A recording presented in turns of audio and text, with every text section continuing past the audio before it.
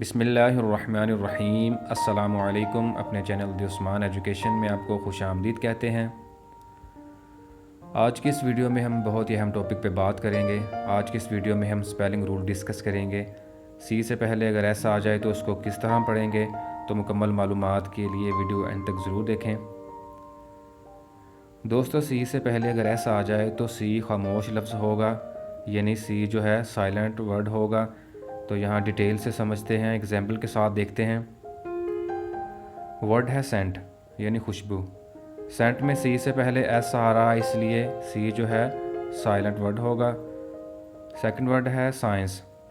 Science में भी सी से पहले एस आ रहा है, इसलिए सी जो है वो साइलेंट होगा।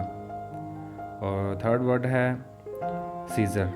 सीज़र यानी कैंची, और यहाँ भी देखें सी से पहले एस आ रहा है, इसलिए सी भी है खामोश लफ्ज़ तस्वुर किया जाएगा।